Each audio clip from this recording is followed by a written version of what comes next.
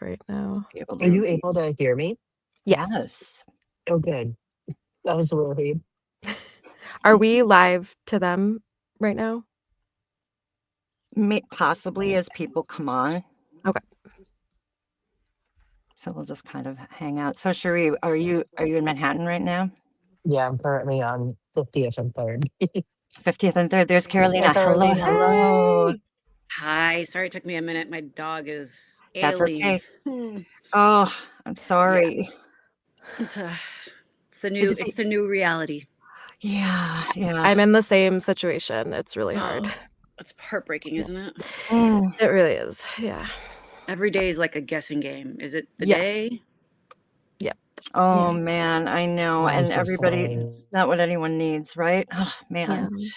I'm going to dive in because I just got my go ahead. Welcome to the Building Doors LinkedIn Live for November. I am your host, Aimee Gironimi, and today we are diving into Voices of Pride. It's a conversation with LGBTQ voices who are bringing authenticity, talent, and representation to not only voiceover with this crowd, but to every corner of the arts. I'm thrilled to be joined by Cherie B, Allegra Verlezza, and Carolina Hoyos, who will be sharing amazing insights with us.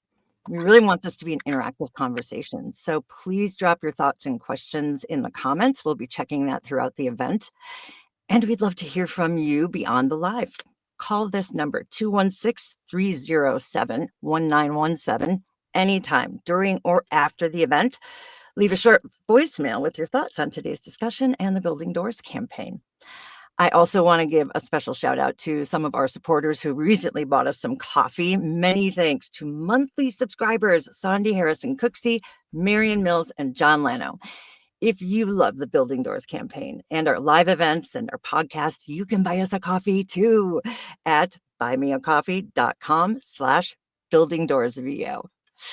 So first off, I announced yesterday that I would be giving away one free 5-spot commercial demo that I will produce for one lucky person on this live event. But I said I would do the password at the end, and that's silly. We're all adults. You might have to split. So I'm going to give you the secret password now. I am producing demos through Voiceover Demos a la carte, my new production arm of my business. It has been a great jam. So we'll have a great time together. Here's the password: a la carte 25. One word, a la carte 25. My friend Christy Harst will post this for you too, along with my email address. So if you send me that password in an email, I will enter you into a drawing to win a free demo. So thank you for that. And really appreciate everybody being here. I'm going to have these amazing humans introduce themselves. We'll go around and just find out who you are and what you're about and what you do in this funky world that we're in. So if you don't mind, let's open it up with Cherie B. Hey, everyone. I'm Cherie. I am currently in the middle of Manhattan and not in a booth. I just came from a doctor's appointment and I'm about to go to a recording session, which is such the real life of a voice actor. So hopefully you can hear me off of these AirPod Pros. I've been doing voiceover for about 5 years and also doing Broadway stage management. And I'm here, and I'm ready to rap. Awesome. Awesome. Let's move to Allegra. Yes. Hello. I'm Allegra. Pronouns they, them. I've been a voice actor for over 5 years. Recently, I relocated from New York City to Cleveland, Ohio to save a little money because New York Midwest. City is expensive. Yeah. But I hope to be back soon to the tri-state area. But yeah, voice acting for over 5 years. I work kind of across genres, but definitely a lot in commercials, e-learning, political, explainers, corporate, and the occasional video game and audiobook. I'm on the board at QueerVox. I'm a part of Blue Wave with these wonderful humans. And yeah, I'm so excited to be here. That's awesome. And when you mentioned Blue Wave, all four of us are part of the Blue Wave Voiceover Collective. So we do political ads. We do voiceover for political ads through production houses, and auditions through agents and so forth. And all of us are in this Blue Wave Voiceover Collective, which is a collection of voice actors from all walks of life doing this amazing work for a blue wave. Let's move to Carolina. Welcome. And we certainly just had that blue wave. Woo! Yes, we did. So I'm Carolina. I'm an actor, musician, writer, director. I've been doing voiceover. I started like 20 years ago, but it really caught on 5 years ago during the pandemic. So I'm a full-time voice artist. That's kind of my main gig across all genres, from audiobooks to video games, commercial, animation, e-learning, explainer videos, you name it, I've probably done it. Yeah, I'm excited to be here. Thanks. So excited to have you. I know. And you do on camera as well. So And theater, you get whisked off to sets, and it's just an amazing world that you live. That you live in, and you're in LA, right? and I'm in LA. I used to be in New York. It is very expensive. I moved to LA to be more affordable, and LA is also expensive, but it's more affordable than New York. Yeah. Well, let's stay with you, Carolina. For my first question for you all is, so we're focusing on Voices of Pride. We're all a part of the LGBTQ community. Carolina, how do you define inclusion in the arts? Have you experienced feeling not included or feeling intentionally included in your career? Yes, it was so apparent to me when my niece, who's actually she's in grad school now, or medical school, but when she was in high school, she was telling me how many people were out in her high school, and I was like, that was not my experience. That people were outwardly out in high school for me, and I realized I hadn't even come out to my family yet. Like I'd come out in public in my career, but they don't always follow everything, and I never came out specifically to them. And I was telling them that there's so many roles that are cast that people get awarded for playing against type, and it's not authentic. And it's, only recently has there been, like, Jonathan Bailey. He can be gay and play straight and get awarded for it, and actually get celebrated for it and not be penalized and only playing gay. So it was so apparent to me then that, oh my gosh, I still haven't come out to my family, and it's because it's still not as accepted. It's still, for it wasn't then. I had to catch up to the times. But so yeah, it was apparent to me. It still is apparent to me, but I think now it's become more inclusive, where people can be out and still play all walks of life rather than just being stuck to their box. And that is true equality. And not and I'll even say this, I think anybody could play any race, any ethnicity, as long as there's enough equality for people like me to be able to play everything too, and not just be stuck in the box that you see phenotypically. That's true equality. So I've definitely experienced it, and I'm loving the new wave. It's beautiful, but we still have a lot of work left to do. For sure we do. But what marvelous insight! That's a great story that you tell too. It's really amazing how things are starting to shift. Yeah. But like you said, a lot of work to do. Allegra, what about you? Tell me a little bit about how you define inclusion, or a story about it. Yeah, this was such a great question to think about. I feel like inclusion is making space for everyone in the room, while especially for the most marginalized in the room, and acknowledging, everyone's experiences and levels of privilege and marginalization, and trying to uplift, our Oh, most like there I am. vulnerable folks. Oh, sorry. Sorry about that. I think I blanked out for a second. Go ahead. No worries. No worries. But yeah, and then feeling included, feeling understood, like you don't have to explain everything about yourself all the time. Like people in the space are all making an effort to understand experiences different from their own. And when they don't know things, like leading with curiosity and openness, while not, demanding that marginalized people teach them, but, just like honest, open conversations, and finding that balance of doing your own research and then having just like open conversations, and like investigating your own biases. So that all came to mind when I was thinking about inclusion. Definitely experienced feeling both not included and included in the voiceover industry. I'm non-binary, I'm queer, and yeah, I get misgendered like by most of my clients and like so many people I work with, and I know people have so many good intentions, and I work with Mm. so many people that support trans rights and trans and non-binary people, but just aren't thinking of the fact that everyone has pronouns, and maybe we should ask and get to know everybody's pronouns like we get to know their names. And but then I've felt very intentionally included in other parts of my career where I have clients that are looking for non-binary actors, and specifically, I love when it's like people looking for like they want a non-binary person to carry this message. Like it's not even about a character identifying as so, which is awesome too. But I had this client come to me looking for like an e-learning narrator to narrate this like best practices in suicide ideation for LGBTQ communities. And I actually worked at the Trevor Project, so it like intersected with my past work. And they're like, we're looking for like a non-binary narrator to voice this, and that was like such an amazing experience that like I auditioned for, I got, and then they're like, you're so familiar with this material, and I'm like, yeah, I did this work. So it was just such a beautiful blend of like my lived experience being appreciated to be able to just on principle like that's right, like if someone has experience like in this community, lend your voice, and also my expertise and everything I've trained for and all of that. So it's been a mixed bag, but I definitely feel, as Carolina said, like it's been even in the 5 years that I've been in this specific industry moving towards more inclusion. And even if we're facing a little bit of a backlash right now, we're not going back. So yeah. You're right, we are not. Thank you for that. Really awesome perspective. The non-binary discussion in the voiceover world is really interesting, isn't it? In terms of Matthew Parham will smile when he sees this. He came up with the term clumsy ally.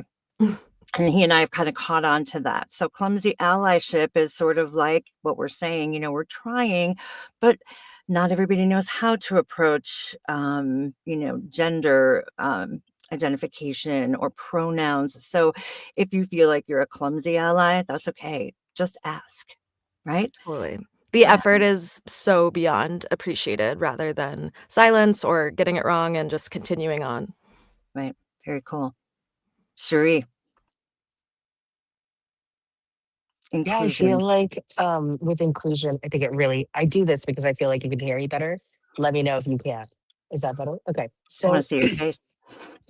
so I feel like with inclusion, I feel like it's gotten better. We still have a lot of work to go, even with our trans siblings, our LGBTQ siblings who are feeling scared right now. And a lot of times when I do work that is not about LGBTQ, I'm like, haha, they don't know that a queer person is voicing this. And it's like a little win that it's like, we're all here. I am Asian. I am queer. I'm here doing this work. And we are all available. And also when you include other people with different thinking in the room, it brings so much more within that. That's really, really great. Marion has a question. Marion, hi, Marion. Do you ever just respectfully correct someone if they do get it wrong and they are a clumsy ally and forget to ask? Yeah, Anybody want to weigh in on that? I'd say for myself, I often like don't have the energy to correct in the moment because like my mind is so not there. But what I will do is I try my best when I'm meeting new people, like, hey, Allegra, they, them, by the way, or like maybe after. So I feel like if someone is thinking about how to, you know, be a good clumsy ally, like, when you meet someone, introduce your pronouns with your name, and maybe that can open up the space and be like, hi, I'm Allegra, they, them, and just to start that kind of bridge of trust. And for those who are just newly allies, if you really want to help, it could just be a simple, like if they're like, oh, Allegra, I worked with her. And you hear that and you just go, they. That's it. It doesn't have to be, oh, they go by the, it's just, oh, they. Oh, Allegra, they. That's it. Super easy. Yeah, yeah, For sure. yeah. It might feel uncomfortable. I learned in OCD therapy years ago that there's a difference between dirty discomfort and clean discomfort, right? Don't feel so awful feeling uncomfortable. It's okay to feel uncomfortable. It can be natural discomfort that can move into a space of comfort, and that's all right, right? We don't have to self-shame if we don't get it right. I've So realized that I actually open with they. I call everybody they at this point. And then if I want to go in further, if it seems like I maybe got it wrong, I say they or she or he, or same. like I open it up for them to answer and include them. But I go with they for pretty much everyone across the board now. Yeah. Yeah. And folks, I say folks a lot, in humans, because, that's what it is. It has to be more inclusive, or as inclusive as we can. Shannon asks, hi, Shannon. Thanks for helping me understand how to address you correctly. Oh, she has a comment. So thank you all. That's wonderful. So why is using your voice a passion, Allegra? What's the most important thing to you about LGBTQ plus representation in the arts right now, during Yeah. this tumultuous time, especially? Yeah. Why is using my voice a passion? Because it's so darn fun. I don't know. And I got into this because I love cartoons, and then what I discovered is that voiceover is huge and there are so many genres, and, like, I didn't even think about, like, progressive political ads, and I'm like, "Oh my god, that's so cool," or different, like, Mm, educational things or instructive things, so using my voice as a passion, I think just because it feels, I don't know, like using everything connected between my heart and my brain and my talents to do something good, to tell stories, to make people feel less alone. And then as for like what's the most important thing about LGBTQ plus representation in the arts right now, I was thinking about this and two things immediately came to mind is that we don't make ourselves smaller during this time and that we keep our people safe. And it's such a like balance for me of that. And so, not wanting to, you know, just change our stories, not wanting to make our stories smaller and different or assimilate to fit whatever this, uh, right wing anti LGBTQ backlash is right now. And with people abandoning us left and right, and our stories getting cut, and projects that have been, people have been working so hard on. So to still be fully ourselves and take up that space. And especially when thinking about casting casting particularly like LGBTQ voice actors and trans voice actors to protect them, because so often these, straight cis casting folks with good intentions will cast folks and then kind of abandon them in terms of what happens afterwards, especially now in terms of backlash. So mm. to celebrate marginalized stories while acknowledging that we live in a world that's not safe for all of us, and so protecting and advocating and making sure people aren't kind of just like left out to dry. That's really powerful. I'm just sort of swallowing that. Thank you for that. Yeah, for sure. Cherie, how about you? Why is using your voice a passion? So for a while, my tagline was bringing voice to stories that matter. And also with the phrase silence is violence, I think our voices could be used for so much good. I think when you do a small action, whatever that might be, whether it's correcting someone's pronouns, just a thing, or whether it's speaking up for a cause, speaking up for a group of people, I think that's so important to be able to use your voice to do that. And so for me to use my voice in my daily life of I used to be so quiet. I used to be the quietest in the room. I never cursed. People were shocked when I said my first curse word. But using my voice to do stuff like voice of God, to do e-learning, to teach kids like little things like that, to voice a non-binary platypus. I think each one of those things just really builds upon each other of knowing that you are using your voice to bring good into the world. That's really what I think I love using my voice for, is to make the world a better place. Somebody needs to write a non-binary platypus into something stat. Oh, I did. I voiced an animation about it. Oh, It was you great. did do it. Oh, okay. I thought you said you wanted to do something like that, and I was like, "What a great idea." That's great. I They're not a misheard you. duck. They're not a beaver. They're a Yeah, right, platypus. right. Oh, that's fantastic. Thank you, Cherie. That's great. Carolina, what about you? Why is using your voice a passion? It's really about humanizing our experience, humanizing us to others who are unfamiliar. normalizing to those who don't feel like they are seen. Um, it there's so many, especially in the Indigenous community, there's so much suicide, and a lot of people feel alone. So to me specifically, it's important to. I would have loved to see more of me, someone who represents everything I represent out there that I could look up to. You know, a lot of people I looked up to just had nothing to do with my background at all. And I was crazy enough to still, you know, I don't want to say the word crazy, but I was wild enough and optimistic enough to still go for this, you know, wild card of a career. But I want to lead by example. I want little people everywhere to really see themselves, to hear themselves, to know that they have a purpose, they have a place in this world, and for the people that are not accepting them to realize that they're human, and to start accepting them and realize the error of their ways. The more they see us, the more they can't deny that we're a part of this world, and they can't get rid of us. So they might as well accept us. If not embrace us. Yeah. Right. Oh, that's so cool. You all are so amazing. I love how everybody has such different experiences and insights to share too. It's really awesome. If you could have one wish granted, whether it is about your career or life in general, what would it be and why? And it can be any wish, big or small. And I'm going to share my wish too, because I put it out into the universe whenever I can. If I could do one thing before I am no longer on the planet Earth, I want to be the voice of goddess for a major awards show. That is my plan and my wish. And I want you guys to think big too. Allegra, how about you? I'll start with you. I am manifesting that for you, and I also know that's gonna happen. That's totally gonna happen. Let's see. 'Cause I made it about the world, but then also you inspired me. I'm like, "What would I want to?" But literally, I'm like, if I could have one wish that would literally be granted right now, I would want everyone to be able to make their own food with magic.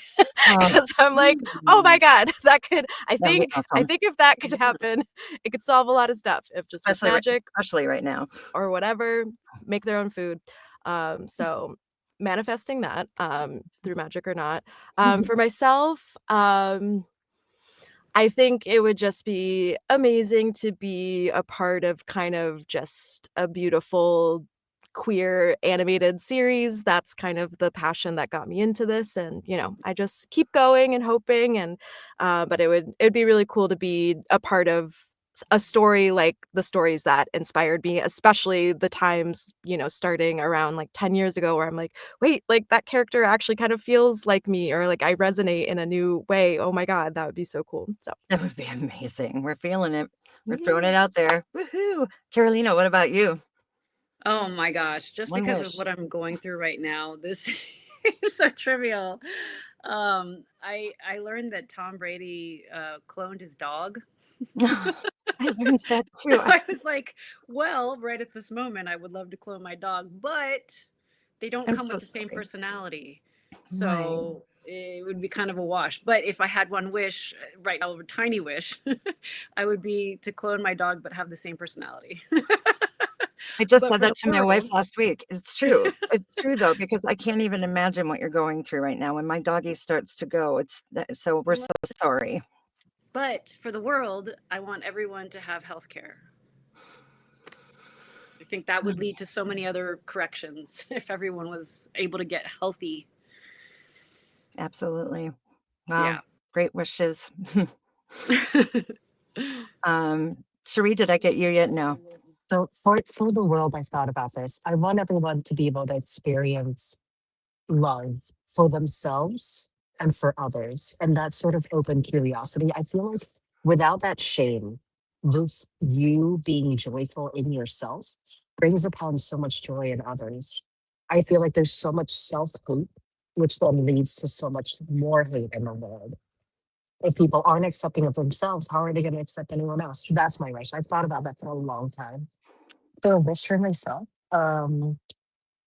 ideally, like One huge national commercial a month would be great. Super cool. We're throwing it out there for you. That's doable. You got it. Yep. Yeah. We're manifesting all of this, big and All of small. this, yes. So one more question to go around, and then we will leave time for other questions that maybe come up.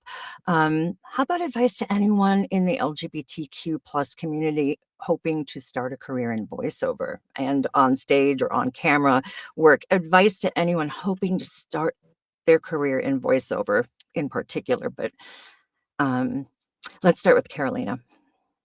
Wow, there's so many avenues. There's no one clear path, but I would probably start by looking into QueerVox as a resource, because there's just so many classes that one can take, but I think it's a little bit more curated information, because there's so much information on the internet.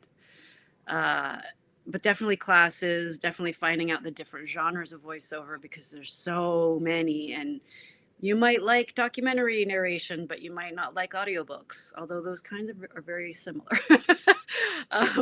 But there's so many genres, and just because one area of focus isn't, doesn't align with you, there could be so many others, and there's an endless amount of information. But QueerVox would probably be my first step. Yeah. Plugging QueerVox makes me so very happy. Shout out to JP and Sarah and the whole group over there. Florence, you're all amazing. So that's great advice. Thank you for that. How about you, Allegra? Advice to anyone in the LGBTQ plus community hoping to start a career? Yeah, definitely what Carolina said. Classes to start and kind of be open, be curious. Like, I had so many surprises in my first few years of voiceover, of thinking I would like this genre, but not quite, or being like, or not even knowing genres existed. Like, I have really fun with sassy, dry commercials, and I didn't think that was going to be in my future. And I also didn't even know that was a thing I'd be good at. So also listen and hear the feedback you're getting, and really kind of sit with it and see what you like, what your teachers, what casting responds to, and then you know your compass is always like following your fire ultimately. So see what you're good at, what you want to work on, what fills you up with joy, what you want to get better at, what you're curious about. And QueerVox, definitely top recommendation. And my first class that I took was at Shut Up and Talk, and I really liked that as a first voiceover class. They do like solid, like 4 to 6 week classes that I felt like was a really robust introduction, especially to commercial voiceover. So that would be my other recommendation of a good place to start. Awesome. Thank you. What about you, Cherie? Definitely QueerVox. QueerVox, such a great place and so many good resources. And also remember that it is a business. You're coming into this as a business. Don't think of it like, I can do this voice as Donald Duck. That's not. It's acting still at the end of the day. And take those classes, go to those, if you like, go to those conferences, do some coaching, set up your studio, learn how to use your equipment. And also, don't try and be anyone else. There are a lot of people like you, but there's no one who is you. So really sit into your voice and bring yourself to it. Wonderful. And I would just like to share, and then I'm going to ask Christy's question. Also, if you have a disability, there's also disabledvoiceactors.com. You can get on there. I'm the administrator for the directory right now, and we have 5 really amazing volunteer team leads starting these great divisions of this. It's going to be, we're just bringing it next level. But if you get on there on disabledvoiceactors.com, you can put yourself on the directory. So casting directors have access then, and they request access actually on that same page. And that page will look a lot better soon, I promise, because of Florence Wilder, my person. And there's a person of global majority. And Voices people as of well. global majority, yep.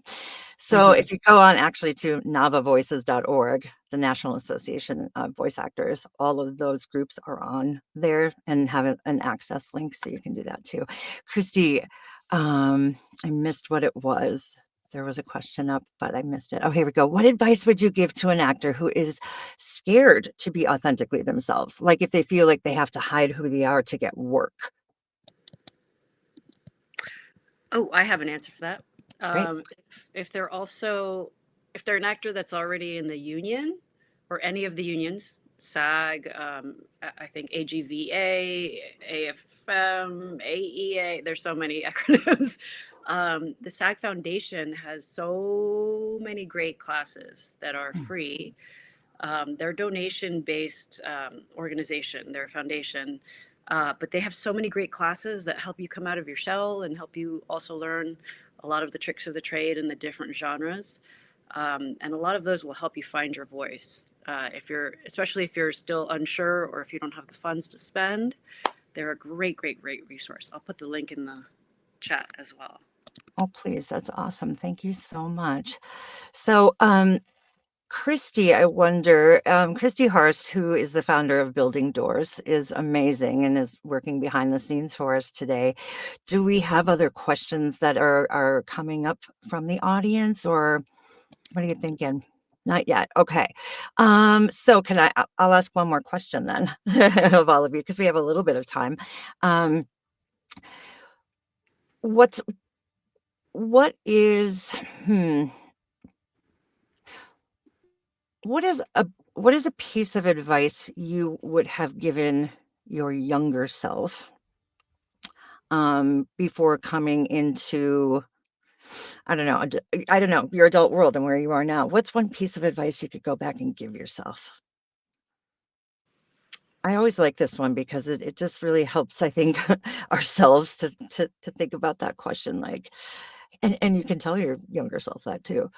I have an answer. I've thought about this one so much over the years. Awesome. I love it. To be present, to figure out how to stay present. I think there was so much time that I was running away from reality and from who I was and facing things that once, and it was funny because I took an improv class and that taught me about presence. And then it changed my perspective on so many things that I was doing. And I even stopped drinking alcohol. I wasn't drinking that often, but I was like, that it doesn't let me be present anymore. And it doesn't belong in my life. And things just changed completely. So everything I feel like I'm bringing more of myself to everything that I do, all the interactions, and I'll catch myself if I'm, if I take a day off and I don't want to do anything with my brain, and then I'm seeing people, I'm like, okay, this is my day off and my brain isn't all the way here, but at least I'm letting them know I'm present, but my brain is checked out a little bit. And I have that awareness rather than just being glossed over it throughout life. And I think I would have been able to accomplish so much more had I learned how to be present so long ago. Same. That's for sure. Very nice. Cherie or Allegra, you want to jump in? Yeah, sure. I thought about this a lot as well. And it's like the things I always tell students when they ask of like, what do you wish you knew? It's keep going. It does get better. Just keep going. And whatever it is you want to pursue, keep going for it. Don't try and discount yourself. Don't try and disqualify yourself. And also keep learning. Be a student all the time. Learn new things. Learn how to play the ukulele. Learn how to solve a Rubik's Cube. Learn how to do voice of God while wearing a headset and listening to people going, all right, standing by on lights, VOG go. And you're like doing 40 things at once. All of that is learning. Learning how to use your knees when you're 40 years old. And all of that is constant learning. So keep going. Definitely what you both said. I feel like right away I was just like, chill out, because I was such an anxious kid. So, and doing so much and trying so much and definitely not being present. But also just like, chill out. Like, it's okay. Like you are doing good things and you're doing just fine. And, I was just so caught up sometimes with the next step and all of that. So, and also comparison is very much the thief of joy, and just like social media is fake and weird, and just connect with people in community, and we're all just doing our best and have our own struggles and things, so no comparing. Really, really good advice. Yeah. If I could tell my younger self something, I would have said, girl, go to therapy way sooner. Go get some help. Go get the tools that you need to move through life. I'm telling you what, it's and there are some affordable places where people in the LGBTQ community can get therapy and sliding scale fees and things like that. So please, please, and if you ever need resources and don't know where to go, connect with any of us. We'll help you for sure. Christy says, Thanksgiving and family dinner is right around the corner. Lots of options and opportunities to educate. What's the best response you have ready to go for folks who don't get it? Ooh, I have an answer.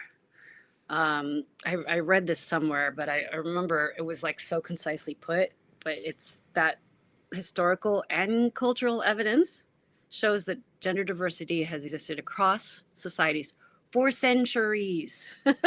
So respecting and affirming trans people is not only a compassionate act, but it's also supported by science and history. So you're going to be on the wrong side of history and deny all of the science. I mean, I guess some people are going to deny science, but Period. yeah, exactly. What's a commercial spot you've seen or even a brand that does a great job at inclusivity?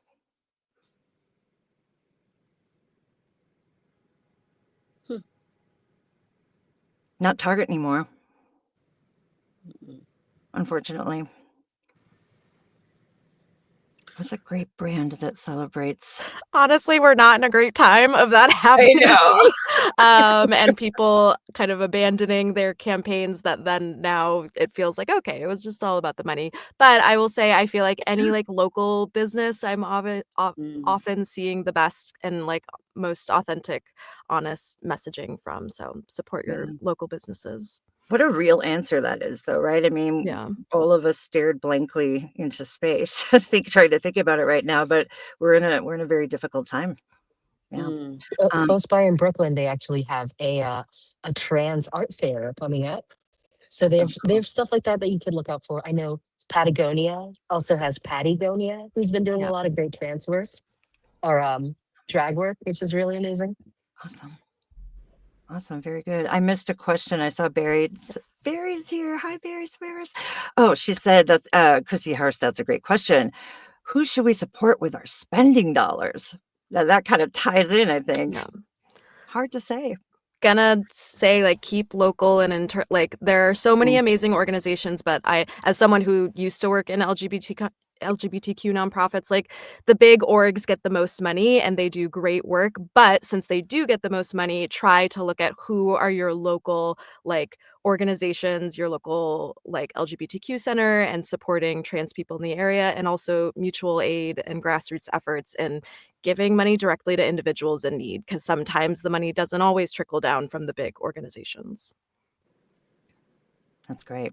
That's really great. All right. With that being said, I think we are going into our outro at this point. You guys have been awesome. Jim. Oh, hey, Jim says Sephora and Converse and Fossil. Good to know. I I was think thinking, I gotta Sephora's on. research this. I think Sephora's on a list of do not. I think they support some There was political. something with the Mariah Carey thing where they're like, don't cancel us. And we turned him into an elf because he's canceling Christmas. I don't know. Man, I tell you, I There's don't a buy lot of makeup. lists. So yeah, so There's much more has. lists going around on who not to support than there are I on Yeah. know. who Well, to that's the support. thing. Just when you think something is okay, all of a sudden the next day it's like, oh, Yeah. it's not. Oh man, Yeah, pretty much every makeup brand is like do not support. man. Wow. Yeah, I Yeah. remember seeing that yesterday. Wow, that's insane. Well, we'll all have to do our homework now and find out which brands are still willing to, you know, be a force of good for our community. John Lano says, thank you for this. Missed the early part, but anxious to watch the whole thing later because you all are really, really fabulous at what you do. And I love that we saw Cherie in her element in Manhattan. I I love know. that. That's I love it. Thank you all so much. I've seen you in your studio too, Cherie. So it's fun to see you actually out of the studio sometimes, right? It's so rare in our little boxes. It is. It is. So a huge thank you to all of you for sharing your time and expertise today on behalf of Building Doors. We truly appreciate you, and a big shout out to everyone who joined us live. We are so happy to have you with us. If you want to support the campaign, buy us a coffee and go to buymeacoffee.com/buildingdoorsvo to donate. And remember, we'd love to keep the conversation going. Call 216-307-1917 anytime to leave us a short voicemail with your thoughts on today's discussion and the Building Doors campaign. Also, don't miss our next live event, Instagram Live with Jennifer Bennett Yin. The topic, Building Calm from Chaos, Navigating the Shifting Media Landscape for Performers and Writers. December 3rd, 7 p.m. Eastern on Instagram Live. That's what I have for you, folks. This was an amazing experience. I'm so glad I got to know all of you better, or for the first time. Carolina, I don't think I've ever met you before, online or otherwise. It was a pleasure.